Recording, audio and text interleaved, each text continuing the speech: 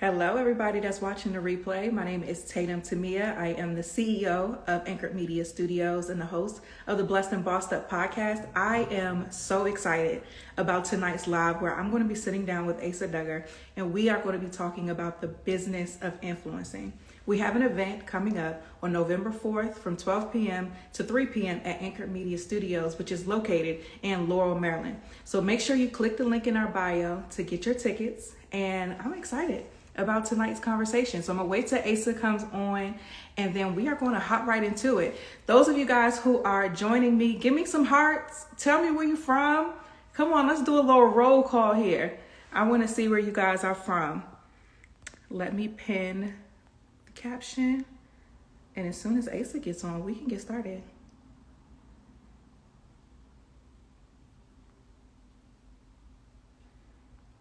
Hey, everybody that's joining in. Tell me where you're joining in from.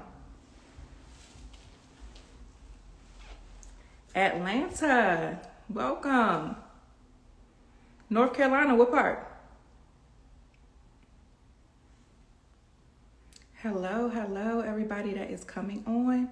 Hey, New Zealand. That is so wonderful that you are here. Thank you for joining us.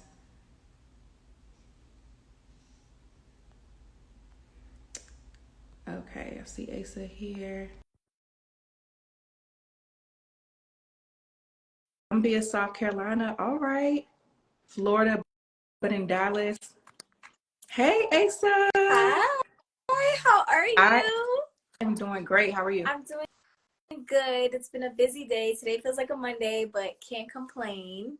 Yes, I'm getting over some type of bug. So I'm like, girl, you got to pull yourself together because we ain't got time. OMG. Well, I'm glad you're feeling good. I'm glad to be here. Super excited to chat tonight. Yes, and you're glowing. I mean, first of all, what's going on with the face? Thank you. It's glowing, and I love that for you. Is that Honestly, Fenty Beauty? Yes, it's Fenty. You already know. I love Fenty, but this is Fenty on my face today. And honestly, it's just drinking my water and minding my business. That's the key, right? Yes, that is the key.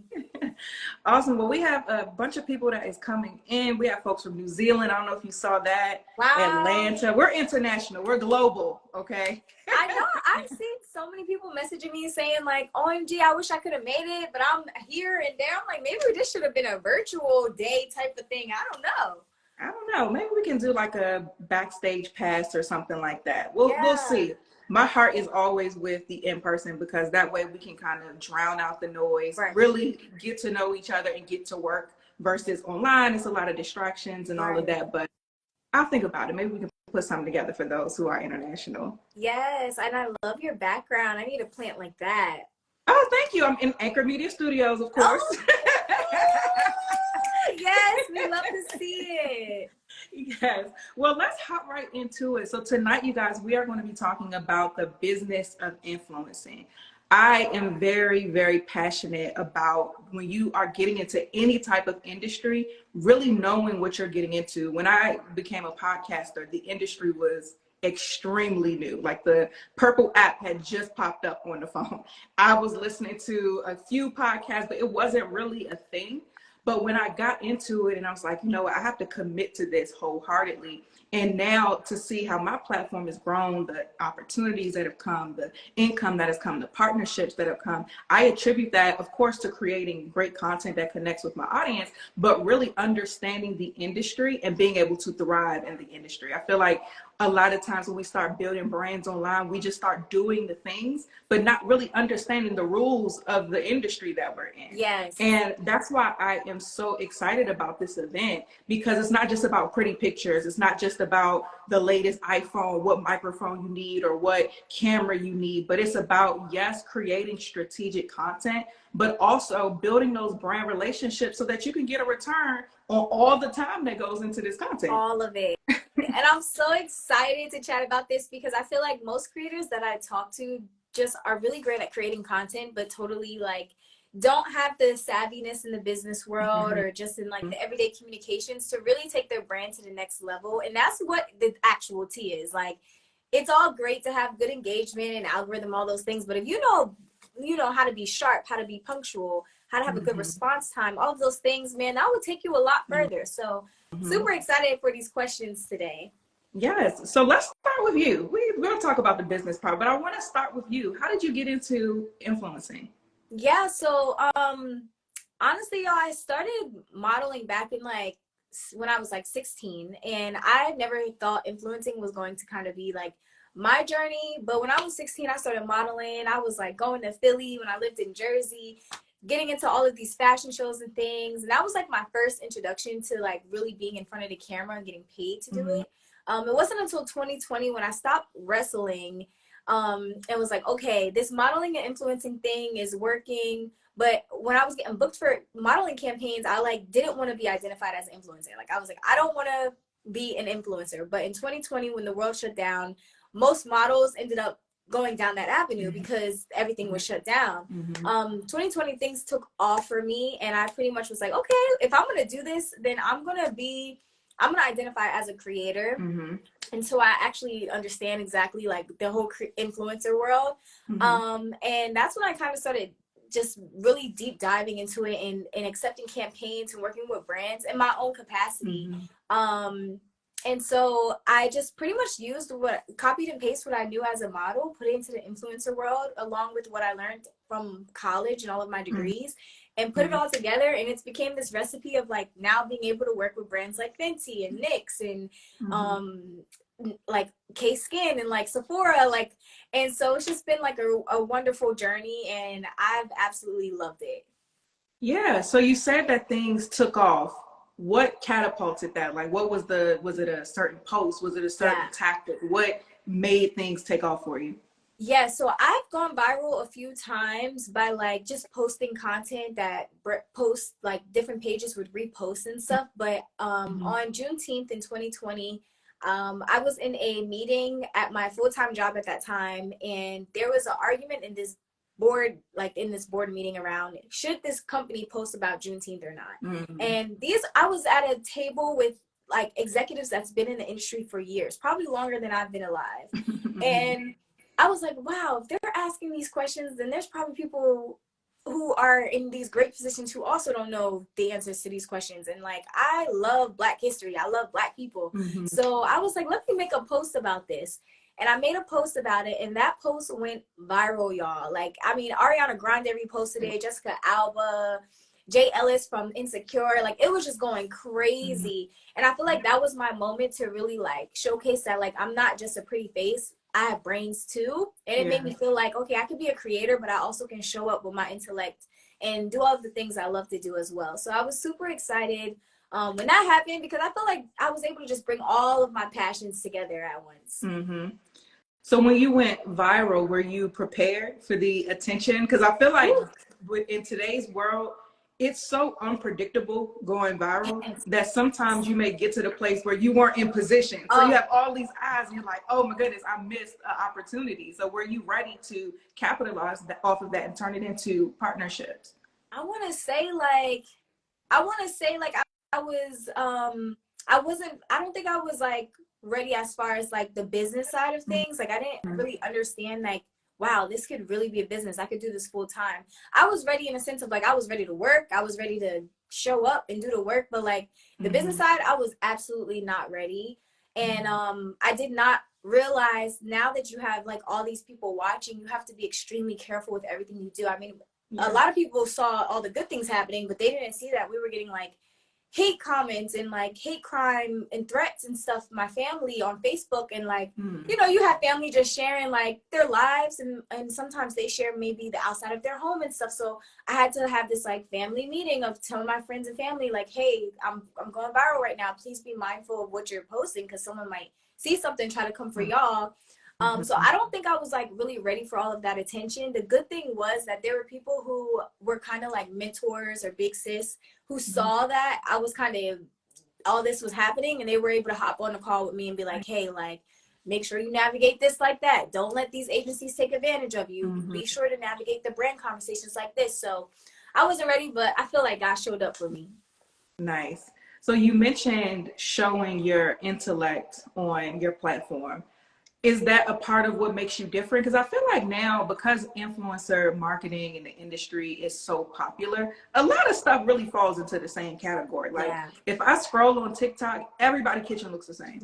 I'm like, if I see another Stanley Cup, I remember I was somewhere.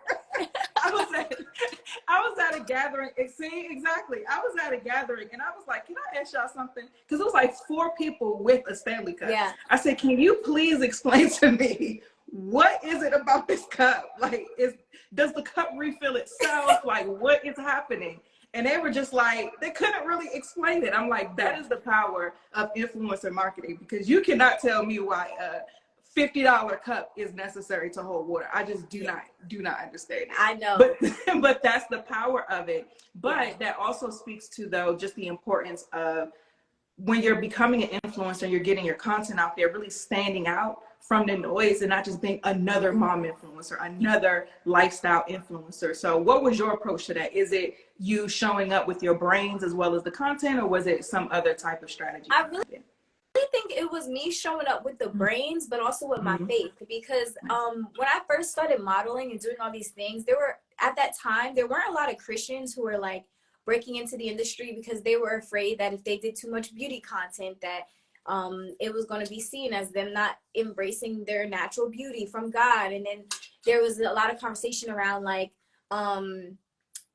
should you be accepting a whole bunch, should you be making a whole bunch of money as a Christian? Like, there was still like these like archaic beliefs, I feel like, as a creator and as a Christian back then, that I kind of used to be afraid of, to really show who I was. And then when I would just move to LA and was like, I'm about to just be who I am, I feel like combining like the brains of what I've learned in grad school and undergrad along with my faith showed people like, okay, you could be Christian, but you also can be business savvy. You could love ministry and also navigate in the marketplace. And I think that's what kind of set me aside from a lot of different creators, because I like beauty, but I also love Jesus, and I love Jesus, but I also like music and all these different things. So I think that's definitely what like set me apart. Yeah, and you know, I could completely understand with that being a Christian podcaster. Have you ever come to a place where you were, let's say, negotiating a brand deal or just really trying to build a partnership, and the faith ended up messing up the opportunity, for lack of a better word? Absolutely. It's so funny because I had shared that like when I first started, I did not want to be identified as an influencer. Like, I did not want to come into this world. But actually when I was a model, I kept having to turn down so many big gigs because it did not identify with my faith. For example, a lot of people know that I'm waiting for marriage before I have sex or any of those things. And I don't know why, but I will always get booked for like birth control companies and different things. And I'm not against birth control or anything like that, but it just didn't make sense for my face to be on a company if I'm not using it, or if I'm not actively, like, you know, if it's not a part of my everyday life. And my agents would get frustrated with me because they'd be like, girl, we're getting you all these good gigs, 5-figure gigs, and you keep saying no. And I'm like, it just doesn't fit with me. But when I became an influencer, I was able to control the narrative. I was able to control what campaigns I would take and which ones I wouldn't. There was even a time where I had, y'all, I can't drop names, but I had a major credit card company trying to work with me back in 2020. And baby, they was gonna run the check. Okay, y'all? And I said no to this campaign because, one, I was just becoming an influencer and learning how to navigate my own finances, being a full-time entrepreneur at that time. But then I also just felt like a lot of the people who follow me and who are in my community can't relate to this level of a credit card, because it's like out of where we are in our everyday reality. Like, it looks great on social media, but in real life, I felt like I would be promoting people to get into more debt. And so I said no. My agent at that time was upset, okay? But I had to stand firm on my faith. And so, yeah, those definitely examples of when I had to say no. Matt, it was a point in my journey where I first started monetizing my podcast. And this was maybe like 4 or 5 years ago. And I was in a place where I shut down my business because God told me to. I wasn't making any money. My podcast was just getting to the point where it was able to be monetized. And I had literally, like, every single opportunity that came, I had to turn it down. And I was so mad that I kept a spreadsheet. And I was like, I kept a spreadsheet of this came up, this is how much it was, this came up, and I would be in prayer like, God, you see this, you see this sum at the bottom of these cells. Facts. When is it going to come through? Yeah. Because I'm saying I'm obeying you, I'm staying in alignment, but it's not adding up here. Right. But it's one of those things about the journey that despite what you see, you got to stand on what he said and really move by your principles and not by money or anything like that. So I'm so glad that you touched on that. Thank you. And I even want to say too, like as an influencer, like your trust with your audience is gold. Like, so I feel like if I just hopped on the internet to do any type of campaign, people will see that it's inauthentic. Like people can see when you're just kind of, I could tell at least when people do, I'd be like, girl, why are you promoting that toothpaste? Like, you know, like you can kind of tell when creators are just taking a check, and I just don't want to be that creator. Like I would rather just be authentic and broke than rich and trying to be something I'm not. Yeah, absolutely.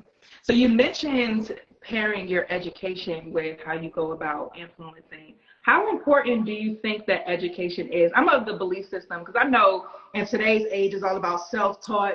You listen to podcasts and read books in order to get educated, but I'm a huge believer in formal education, because in my opinion, if I have a formal education experience and I self-teach myself some things, you can't play with me, right? That's my mindset. And it's been extremely beneficial for me in business. So what about you? How have you applied your education to what you do?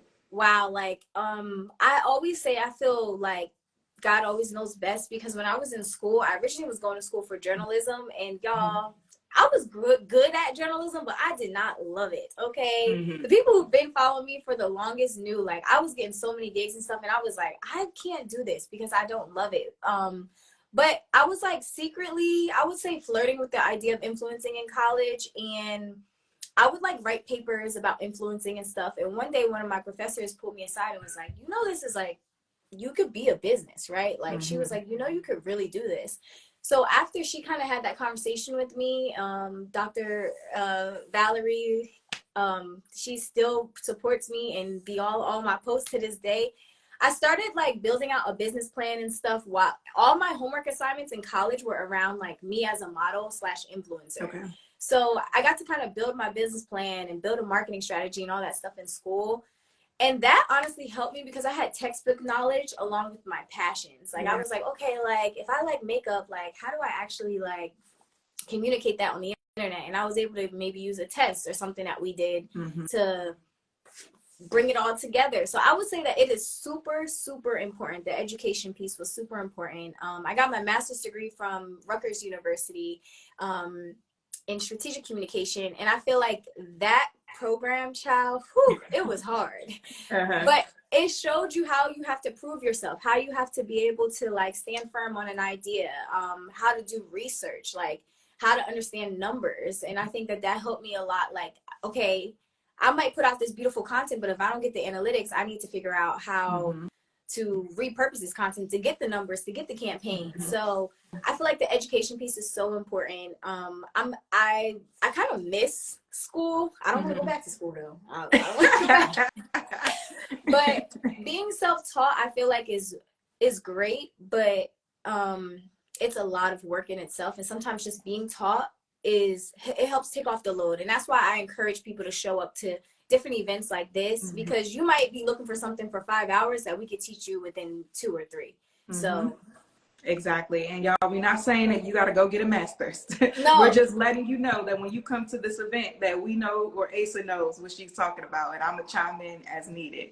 I want to talk a bit about the people that are coming into this space. See, the thing about influencers, I don't identify as an influencer at all, I'm a podcaster. And I feel so spoiled in the podcasting space, because our ads are like a 90-minute read. I know y'all gotta take through it. I don't have to take my bonnet off. I don't have to do anything but say, this episode was brought to you by blah, blah, blah.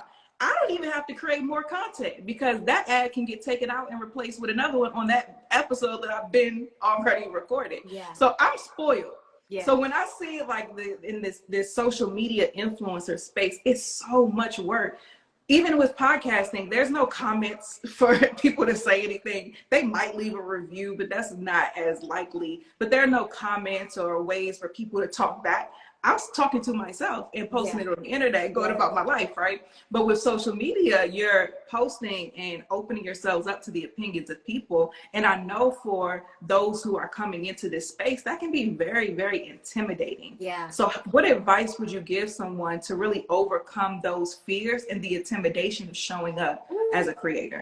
Man, I would definitely say that that is an ongoing journey, being a creator, because especially in this beauty space, because you are constantly being like critiqued, criticized, and compared. And so I think that's why my faith is so important of sharing that in this space, because you have to truly know who you are and what you stand for, so that that doesn't like sway you to be something that you're not.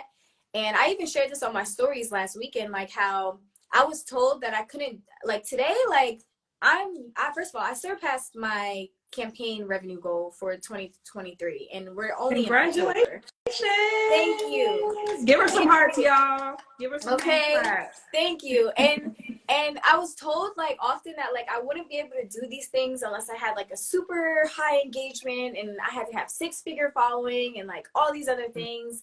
And the moment, like, I used to like really try to work up to those goals, but like I kind of just was like, yo, I'm gonna burn myself out and crash and burn if I keep trying to like do all of this. And so I just kind of was like, you know what, I'm just gonna show up as I am and be my authentic self in different events and rooms. And honestly, like people have been able to see my talent beyond the numbers. And so I feel like it's just like the matter of kind of just showing up, being yourself, not getting overly consumed in the data and the analytics, but knowing it enough to know like to move strategically, not to just be throwing stuff at the wall and hoping it sticks.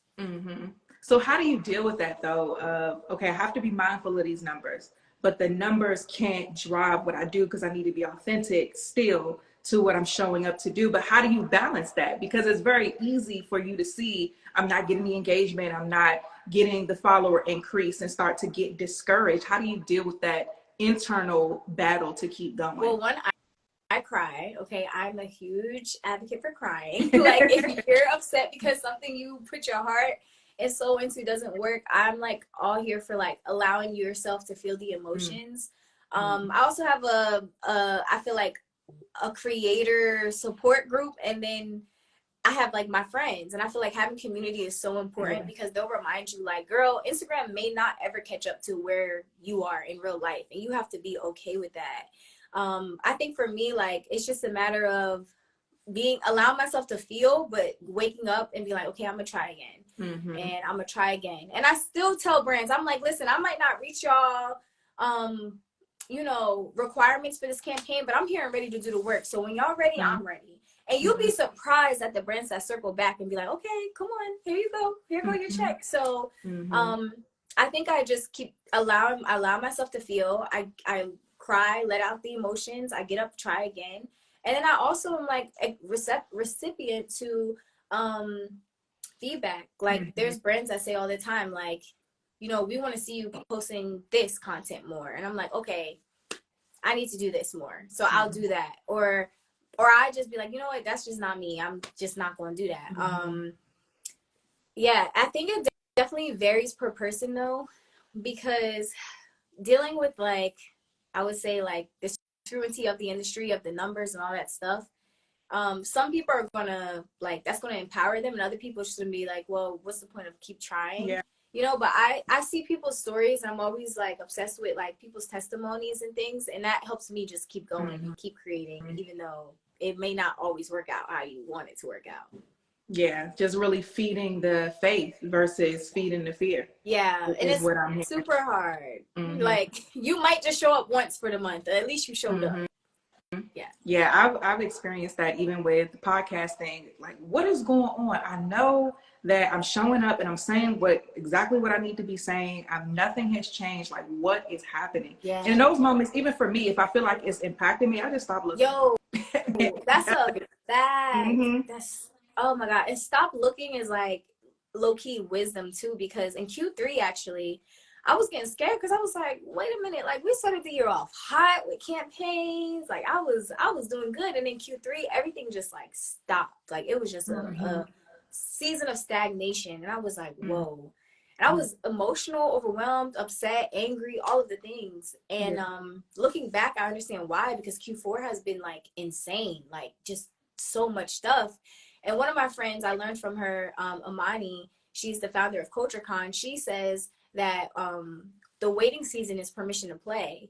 And if I could go back, I would just go and play and do a whole bunch of content. I mean, if I'm not getting the engagement, ain't nobody watching anyway. So I might as well mess up, make a mistake. Like, you know what I mean? But now when I get in those slow seasons, I'm like, okay, this is permission to play, rest, go out to eat, have fun. And definitely I needed that season to get myself together because, whew. Yeah, because it's that season that keeps you level-headed, is that season that keeps you focused. And that's where your faith muscle is built. Are you going to continue to create when nobody's watching your content? And for me, whenever I get to these moments where I might be frustrated at the result, I use it as an opportunity to really check in with myself and say, okay, well, baby girl, what you doing this for? Are you doing this for the opportunities? Are you doing this for the followers? Are you doing this for the listeners? Or are you doing this to please God? And the fact that you're upset that a certain outcome isn't happening is probably a symptom that your value system is in the wrong place. Ooh, and so for me, I have to use it to look at myself in the mirror and be like, get it together, because if you stay in this mindset, when the opportunities do come, then the opportunities will have you versus you continuing to follow God. Good. That's good. And that's why I think I say too, like every season there needs to be like you sitting down checking yourself, because like every season you might be going through something different. And I've never ever dealt with jealousy or envy growing up, but it wasn't until like I started booking campaigns and being compared to different creators where I was like starting to envy creators, and I'm like, oh, hold on, this is not me. And I'm glad God sat me down for that season to really like help me work through a lot of things and remind me like, this is what you're here for. Yeah. None of that other mess. So isn't he so kind? Yeah. He could have gripped me up, but he didn't. So I want to, in this conversation, we've used the term influencer and creator interchangeably, but I do know that there is a difference between the types or the roles. So can you go into the difference between an influencer and a content creator? Yes, a content creator, in my opinion, is someone who's not just creating content online. I mean, like they have probably their own e-commerce business or their own services outside of that. They're not just creating content online to like for brands. They're creating content because they love to create. They're just creative. They like to do editorial content. They might want to do lifestyle content. An influencer to me is a person who creates to monetize. Like they have content to sell a shirt or a product or a service.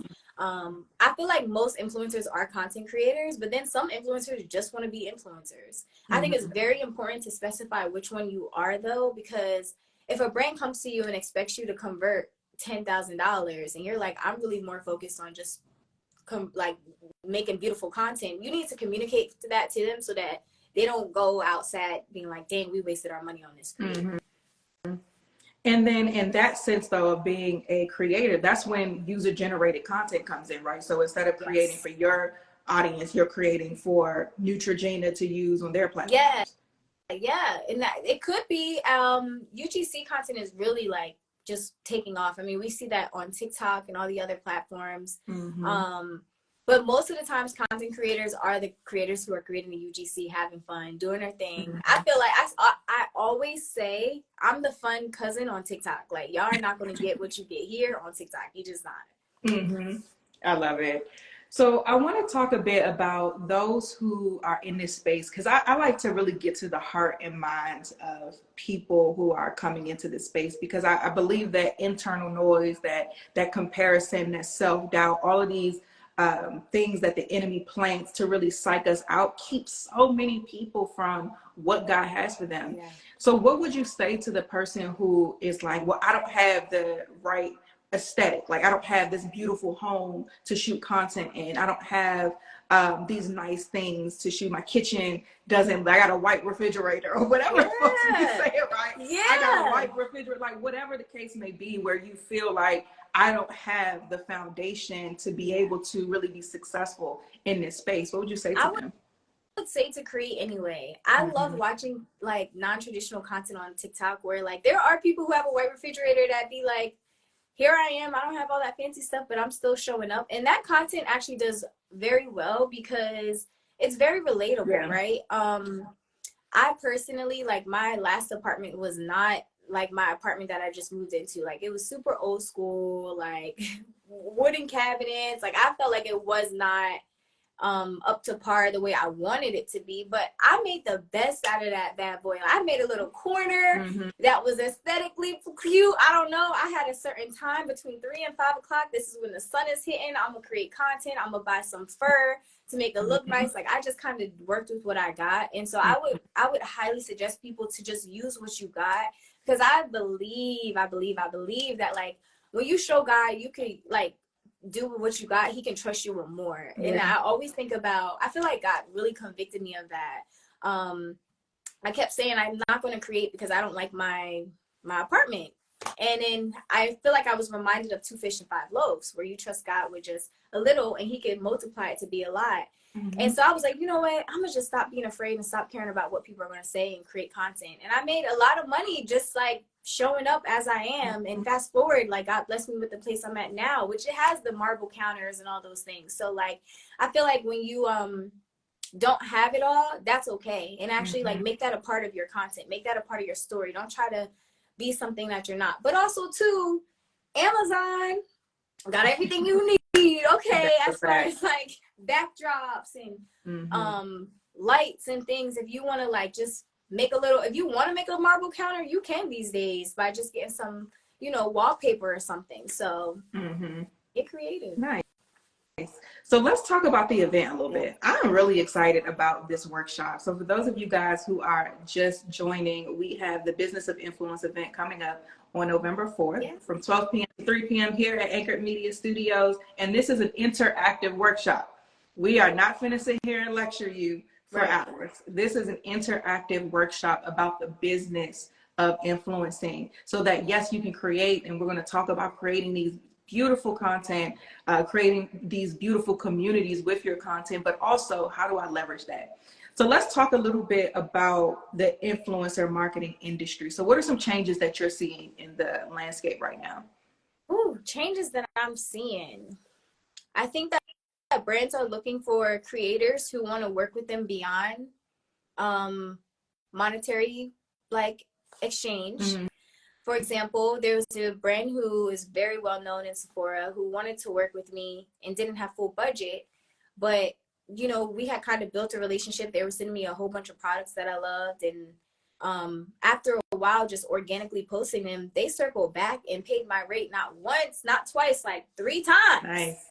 And I think brands are looking for creators who want to work with them beyond just the money, because it shows that you're really brought into the brand. I think brands are really paying attention to how well you know the product. Don't just show a cute, you know, shirt. Talk about the quality, the texture, how fast it might have came in. And I think something else that I'm noticing that's changing is our creators are monetizing beyond Instagram. They're linking to products. They're getting into LTK, into all these other places to actually build like financial sustainability beyond just campaigns. I love that, because even on my side with podcasting, sometimes brands do bring up other platforms like, hey, we're going to do the ad on the show. Can we add some value by also doing Instagram? And that's something that I've seen too. Just being able to really leverage content on multiple platforms is important as well.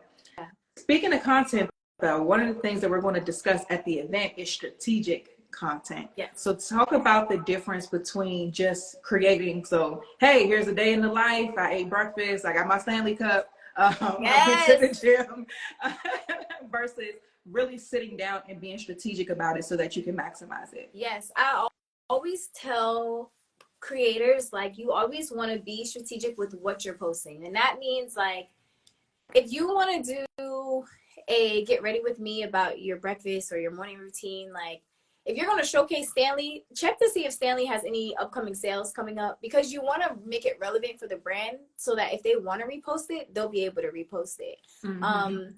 I feel like it's super wise to like create content around key moments. So right now we're in fall. This would be the best time to talk about fall fashion for curvy women. This would be the best time to talk about fall fashion for kids because kids are going back to school. Well, they're back in school now. You know, November, Cyber Monday, Black Friday. These are key tempo moments in the marketing industry that creators need to be up to speed on. You cannot just now create content. Like, you need to be aware of your favorite brand sales. You need to be aware of these major holidays that sell, because if you're talking about brands and products around those timelines, that's going to show the brand like, hey, like they actually paying attention. And they're helping driving traffic and awareness to our platform or to our store for other people to shop. To me, that is strategy. Like, most of the content y'all see is like stuff I love, but I'm always like, how do we make this relevant? So Sephora, y'all know I love Sephora. Listen, we got 2 campaigns pushing out for Sephora next week. Like, they're having a Sephora sale. So I'm always like looking for moments to create content around that, around the things that I already like love. And so I always say, just make sure you find like something that's happening around your content or around the product that you're talking about for your content. That's just a snippet of strategic. Yeah, like marketing. So logistically though, because again, I'm spoiled on my side and this seems like a lot.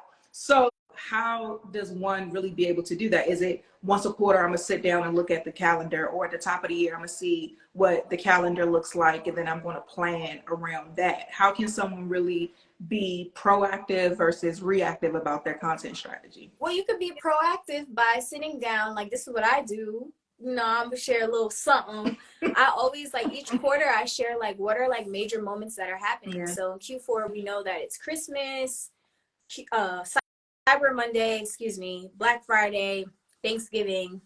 So like, sit down, list out those holidays that are happening, your birthday, whatever it may be, and plan content around those moments. The holidays happen all year round. Like, there's always holidays happening and major sales happening. You also can look up, when is Abercrombie having a sale? When is Sephora having a sale? You can be on the app looking for sales and different discount codes to talk about in your content. That's going to make people really come to your content, because everybody wants to save their coins. Everybody wants a sale. So being proactive in that way, like, something I should do and I plan to do for 2024 is having like sales listed on my calendar so that I know, okay, next week I need to plan content around this brand or retailer because a sale's coming up. And it's going to be like very organic to talk about it at that time, because everyone's going to be talking about it. Everyone's going to be talking about Sephora next week. Yeah, I saw similar with Prime Day. And I was like, as a consumer, I was like, oh, yes. Okay, I'm mad.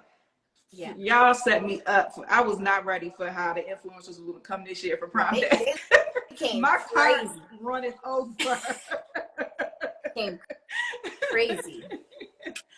So I do want to ask, though, with a lot of this content that's being created and the links and the coupons and all of that, where's the line of essentially influencing for free versus getting the brand deals? Because it seems like it's a lot of work that's happening and that is necessary in a sense to really build those relationships. But where do you draw the line to where the brand isn't just benefiting totally off of you without ever coming to the table with anything? Yeah.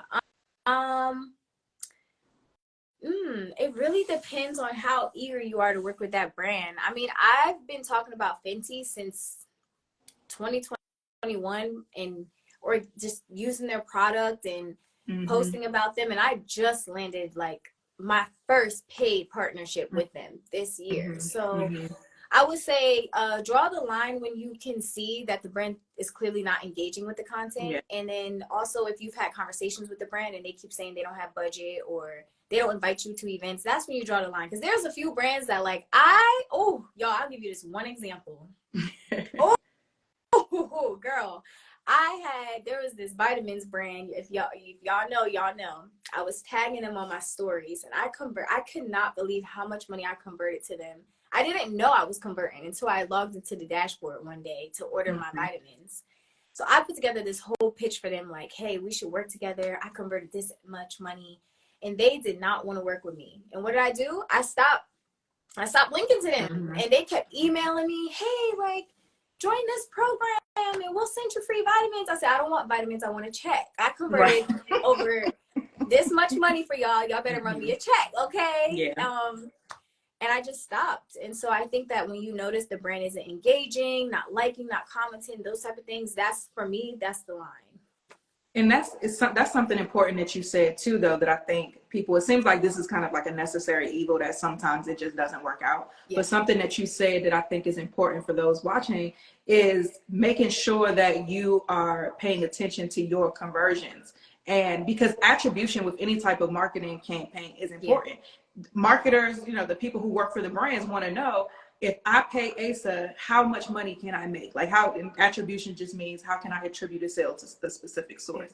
So they want to know, okay, how much money can I attribute to Asa's posting? So if you're doing that and you're sharing discount codes, maybe affiliate links that you found on their website or whatever, that's giving you leverage to go be able to say, hey, like you said, I've made you this amount of money. I had this amount of clicks. My conversion rate is this. Run me my money. Now, if they don't, fine. But I think if you go about it having that data in mind and being strategic in that sense, it'll increase your chances of really nailing that partnership. Absolutely. And that's where LTK comes in. And I'm super excited to be on the LTK team. I'm an account executive on the creator success team at LTK. And I think that's what makes the platform so valuable as a creator, because you have data to prove your likeliness, that you can sell, that people are into you and your story. And so you have tangible data to showcase the brands like, hey, I could do this. So this is why we should work together for a holiday campaign. And I really think that I've had to learn this as a creator myself, is that if I want to do this in the long haul, I have to show that, like, I can do more than just create pretty content and cute content. My new thing is, like, you can't just be a pretty girl on the internet. Like, you can't. You have to show that you can convert, that you can be consistent, that you know how to understand data and analytics, that you understand the key tentpole moments and stuff like that. So I feel like that's why it's really important for creators to, one, see themselves as a business, but to also be on an e-commerce creator platform like LTK. Now, let me know if I'm going too far, because I will ask all the questions and give away everything. So reel me back in. But how important is it when it comes to building relationships, knowing who to reach out to? Because something I see on the podcasting side, a lot of people, it makes me laugh, because I'm like, people really, you could tell kind of who is really having these relationships and who isn't by how they're telling you to go about them. Yeah. And so I will see people talking about pitching brands and all of that for their podcast. And that's really not how it goes. On the podcasting side, it's usually an agency that's representing either a hosting platform or a specific shows. And then they're selling all of their shows that's on their platform to these different brands, which are usually also represented by an agency, versus you going and sliding into somebody's DMs for them to advertise on your podcast. That's not really industry standard. And so I think even with influencer marketing in that side, people are just guessing as far as who do I reach out to? Because Susan, the social media intern, you slide in a DM, she the one that's just saying thank you so much and reposted the stories, but she's not making any decisions and she's not cutting any checks, and she may not have any weight to really decide how this money is going to get distributed. So how important is it to really understand where to start with building those relationships and who you need to be building relationships with? That is so important. So I would say that I was definitely just throwing stuff at the wall, hoping it would stick. And I feel like this year specifically, and like just things going digital in 2020, it really taught me, like, okay, I need to really lean into this gift of building relationships. You may not always know the right person to pitch to, but if you at least greet the person that you're talking to with respect and dignity and a very clear ask, they might lead you to the right person. But I always tell people to do your research. Like, don't just DM a brand. If they don't respond, go on LinkedIn. Don't sleep on LinkedIn, y'all. Please don't sleep on LinkedIn. Like, look up who is the influencer manager for this brand before you pitch them, so you can even know who you're addressing your message to. Like what Tatum said is so key. Like, you might DM a brand and get the social media team that's on a whole different coast than the partnerships team. And then also too, you might have DM'd the brand when the brand has the email in their bio. Like, why are you DMing them if the email's right there? So you have to be very strategic and mindful of how you're reaching out and be very clear and concise with what you're asking for. I still do use the DM approach. My highest paid campaign last year was through a DM. And so I pretty much still, like, I don't play when it comes to DMs. And if I feel like I don't know the direct contact, I'll ask them like, hey, I'm really interested in working with you guys. Can you give me the influencer contact for this brand? 9 times out of 10, like, you probably will just get like a send us your media kit type of thing. Or you might really get an email back with like a contact. It's super important to know who you're sending these pitches to, but to also show up if a brand asks to gift you content or if they ask you to come to an event. Go do the free content if they gift it to you for the first time, because I like to say that's the brand's way of flirting with you. Like, if they give you something free, create some content and show them what you can do. If they invite you to an event, go to the event, because the influencer team is going to be on the ground. And that's how you like really build those reputable relationships. I'm glad that you talked about that, because I think even with social media, things can be so like ego-centric. I'm not doing nothing for free. Like, oh my God. Sometimes you just got to get your foot in the door. Like, we got to go back to early internet days where you really had to go out and grind. Like when, I like to use an example where people selling CDs out their trunk, like that level of like boots on the ground, and doing things like doing stuff for free, showing up and meeting who you need to meet is so important. So I'm really, really glad that you touched on that, because I think that we can definitely sometimes lead with our egos or feel like I'm too good to do something for free or whatever. Oh my gosh. And that's exactly what we're going to talk about in the 3 Ps. I'm not going to get into the 3 Ps right now because that's for the workshop. But pride is the one thing I feel like most creators, I feel like it's not the algorithm that's keeping you from getting into campaigns. It's not that your rate is too high. It's the pride. It's the ego.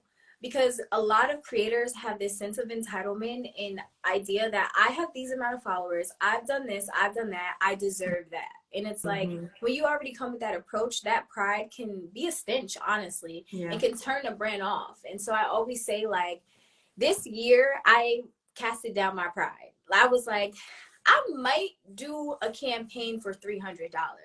And guess what? I did a campaign for $300, and that brand came back and booked me for the entire year, y'all. So, like, sometimes you have to cast down your pride and also just be like, okay, let me just put in the work. Let me do what I got to do. And then, hey, it might turn into some more fruit. Absolutely. And then those testimonials and all of that good feedback are things that you can use and leverage for the next opportunity. So let's talk a bit about platform size. I meant to talk about this earlier. How important is a follower count, or what is the metric that influencers need to be paying attention to the most? I would say that varies by the brand. Follower count does hold a lot of weight still today, but also too, I think engagement holds a lot of weight. Like interaction, not just engagement, like an engagement rate, but like seeing how many people comment, seeing how many people like shared your post. I love sharing with brands how many creators save, share, and comment on my posts, because it shows that like my audience wants to talk. Especially in my DMs. Y'all be going in on the DMs. I can't keep up. But I think engagement and interactions like really go a far way.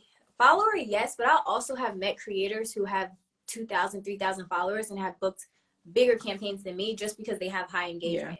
So I really think it's just a matter of the engagement, like of how people are interacting, but also too the punctuality of how you are as a creator. Because you could have a whole bunch of followers and have a terrible response time, and now you're just seen as that creator who creates bomb content but doesn't know how to, like, regular business, like, doesn't know how to respond on time, can't submit content on time, doesn't read her contract. Like, that goes a far way. Yes. So going back to affiliate marketing for a second, how important, because this is a way at no matter what size your follower count is, that people can start to monetize their platform. I mean, even me, like, I love to use the affiliate codes that I get from regular stuff. What? Instacart? Free groceries? I'm about to share this this affiliate link because I want to, and it allows me to, you know, monetize off of something without going through the full process of a brand deal. But influencer or affiliate marketing really helps because, again, no matter your size, if you have that engagement, you're able to get a kickback from your followers going and making a purchase based off your recommendation. So can you talk a bit about LTK, how it works, and why it's important for creators to join? Of course.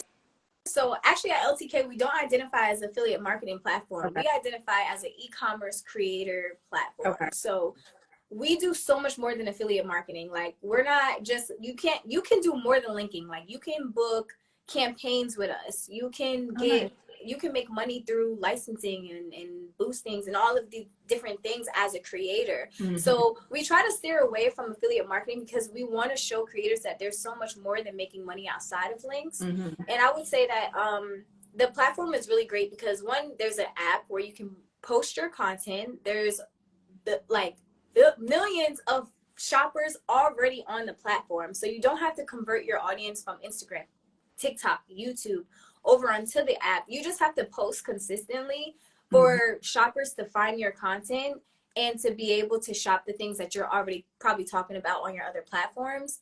I think the number one thing about LTK is that it's a tech platform that really puts tangible numbers behind your creativity.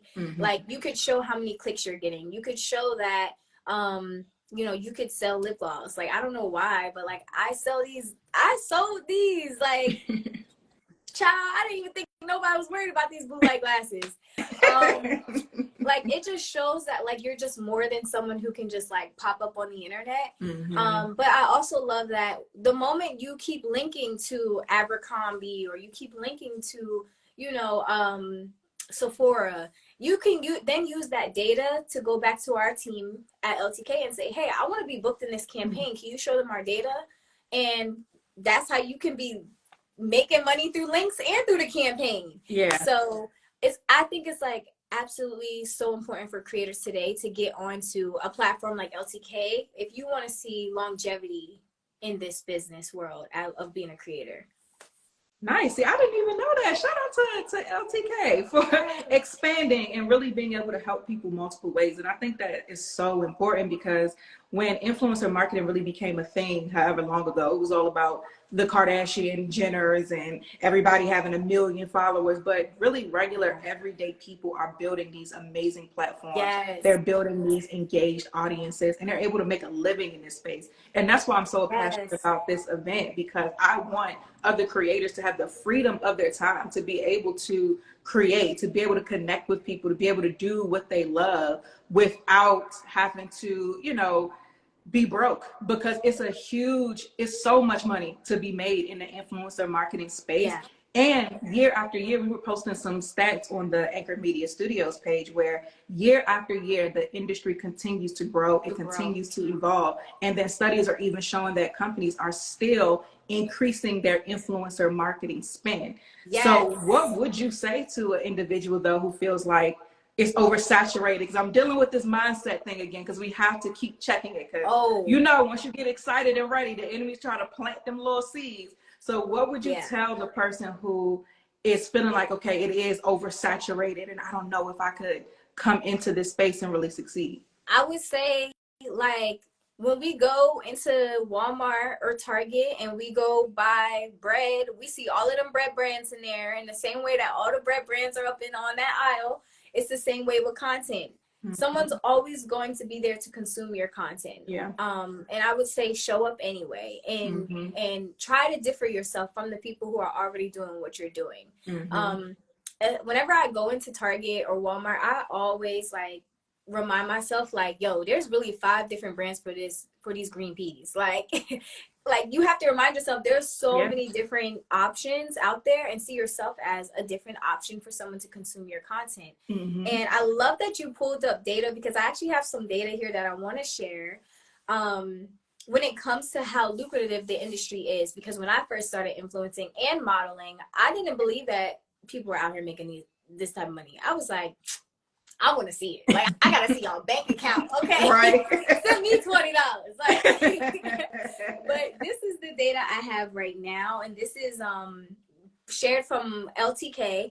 So 2.5 billion has been invested in creators by brands, specifically at LTK. And that's just at LTK, y'all. So imagine LTK. You know what I'm saying? Like, and so imagine just like how much you could monetize your brand if that amount is just being invested there. It's definitely in other places as well.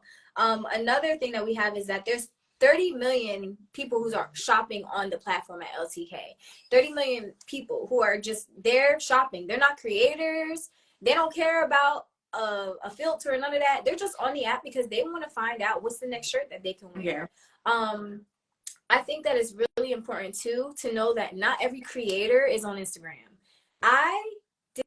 I was like so in shock when I learned that there's regular everyday people on Facebook just sharing links with like 2,000 people following them and making thousands of dollars each month. Like, wow. It didn't click to me that they didn't have a K next to their following, but they were still converting enough to be a full-time creator. So you don't have to be a TikTok creator. You don't have to be an influencer on Instagram. You could be on Facebook with a big following on Facebook, just sharing your links and converting. And there's a lot of creators out there. I wanted to also share that more than 4 billion in annual retail sales have been driven through LTK creators. So most LTK creators who share their fashion and different retail items have 4 billion of that has gone into the industry. So if you are on the platform sharing your fashion, your lifestyle content, different products that you use on an everyday basis, like the money is being made. You just have to be consistent.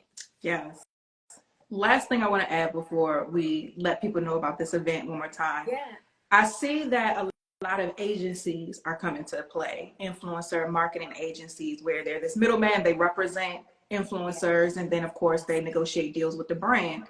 How valuable is that versus doing a lot of the groundwork yourself? Ooh, that's a great question. And I'm going to take off my LTK hat and put my Asa as a creator hat on.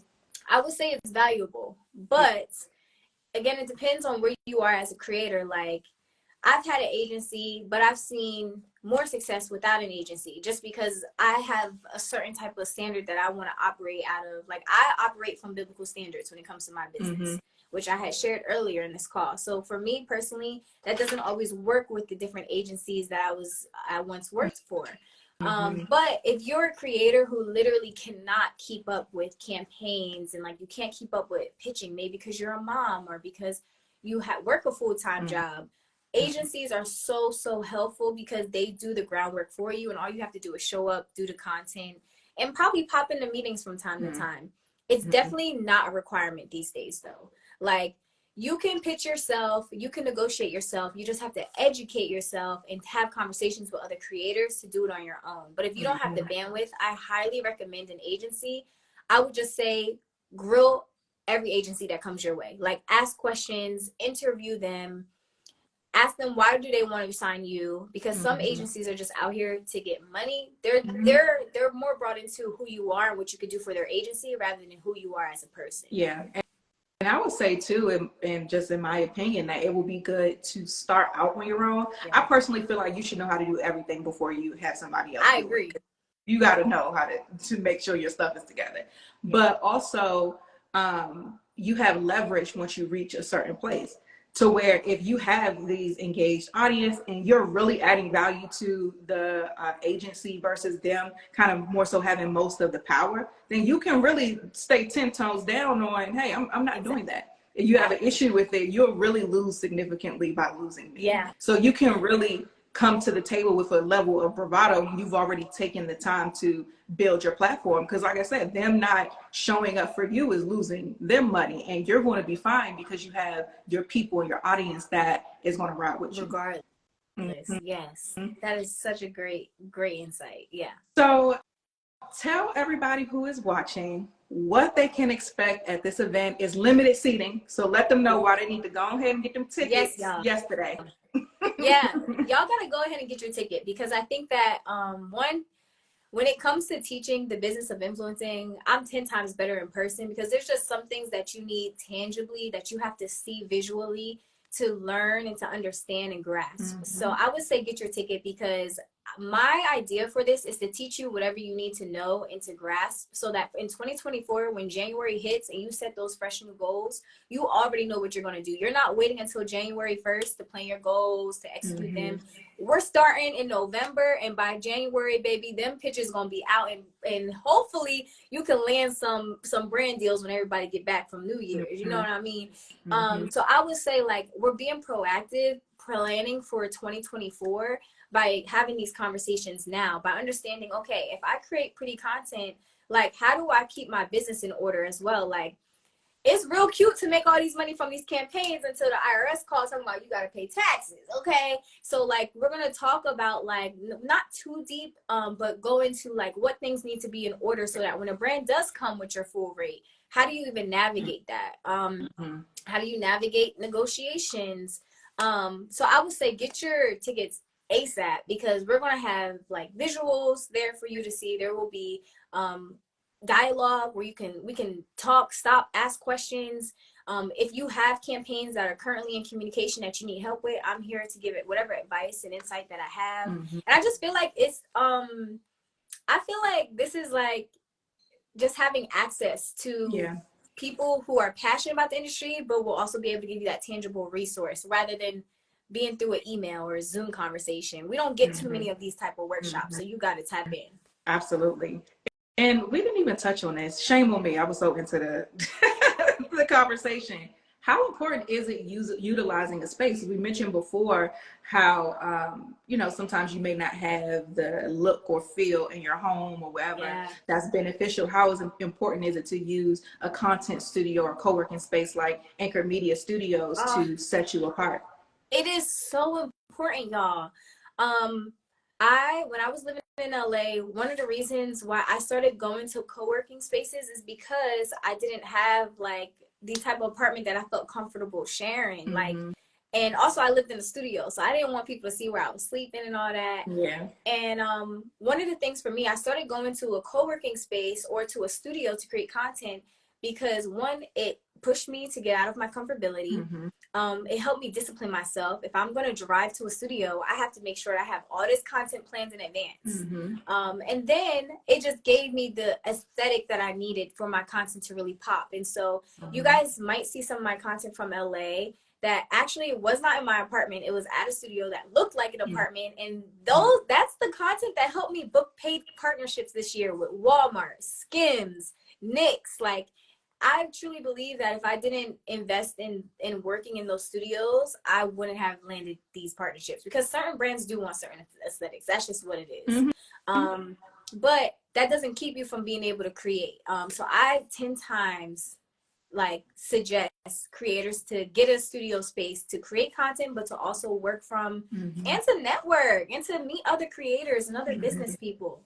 Yeah, and when you're setting your pricing, and we're going to talk about pricing at the event, you could work that cost directly into it. So you're going to get that return on investment, because you're creating that high quality content, and you charge the brands for the studio space. Simple as that. And the gas. Well, Asa, thank you so much for hanging out with me this evening, for sharing all the gems, but really not all of them, because we got a whole lot more to talk about. You guys, if you have not gotten your tickets, click the link in our bio, mine or Asa's, or go to anchoredmediastudios.com to get your ticket. I am looking forward to this event. I'm looking forward to meeting everybody who comes. And I'm excited, because it's enough fluff out here, and we get to really get down to the nitty gritty and have face-to-face conversations about, okay, no, this is what you need to do in order to reach your goals. This is who you need to talk to. This is what the pitch needs to look like. This is all of the details, like Right. really teaching. And so I'm very, very excited about that. Yes. So click the link in our bios, go to anchormediastudios.com to get your tickets, and we will see y'all next week. Yes, we will. And I do want to share for the people who are coming from New York, Jersey, and Philly, there is free parking, y'all. So if y'all want to pull up and take the drive, go ahead and do it. I know y'all be in the DMV anyway. It will be worth it. And I would say bring a friend, make it an experience, a weekend where y'all are investing in yourself for the new year. Yeah, and charge it to the game and get it done. So I will see y'all soon. Absolutely. Thank you so much, Asa. Thank you, everybody, for joining in. Y'all have a good night, and we'll see you at the workshop next week. Yes. Bye.